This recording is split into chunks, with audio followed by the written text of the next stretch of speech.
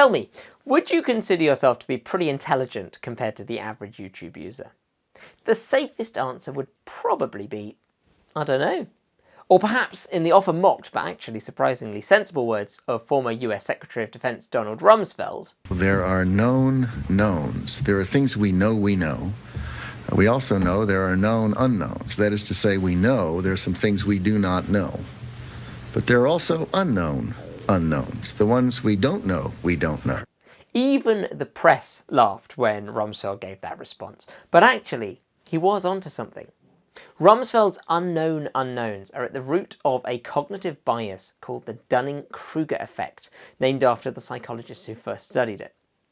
It turns out that people are blissfully unaware of their incompetence, ignorant of their ignorance. What a blessing, huh?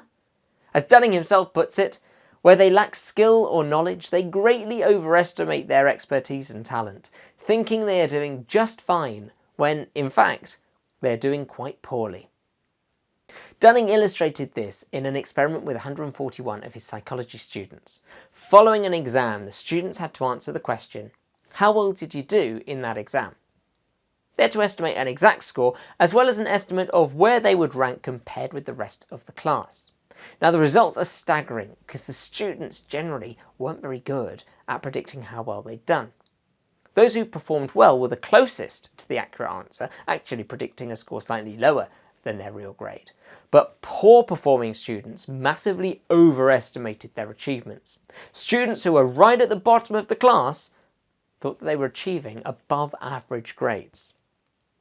Further studies show the same trends with medical practitioners rating their own patient interviewing skills, technicians assessing their own problem-solving abilities, and everyone thinks that they're a better than average driver, even though this is quite obviously statistically impossible. Even when incentivized with a payment of $100 for an accurate estimation of true ability, people still can't do it. We think we're great. Despite all of the evidence of our shortcomings, we can't see it. We're just happy to be so blimmin' fantastic. So why does this happen? Dunning calls it a double curse. You see, typically the skills required to assess our abilities in a certain area are the exact same skills required to be any good in that area to begin with. If I don't know how to spell a word, how can I evaluate my ability to spell it correctly? I can guess how to spell it, but because I don't know how to spell it, I have no way of knowing if my spelling is the correct spelling. So we can see why our self-evaluation might be wrong. But why do we rate ourselves so favourably instead of peppering our evaluation with modesty or self-criticism?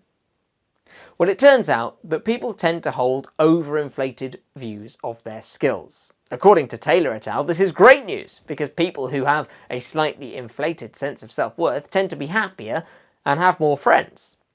But despite the benefits of being beautifully ignorant but popular, is there anything we can do to temper our likelihood of succumbing to the Dunning-Kruger effect? After all, people are more likely to change their mind and attitude towards something when they have less confidence in their own knowledge. So if we want to encourage an open-minded society, surely we should be seeking an intervention here. If you do want to moderate the effect of this ignorance of ignorance, you might want to enjoy a chocolate chip cookie. Linville asked participants to rate a cookie on either 2 or 6 measures and found that those participants who had to consider 6 factors, chewiness, butteriness, number of chocolate chips and so on, were less extreme in their evaluations of the cookie than those who had considered just 2 measures.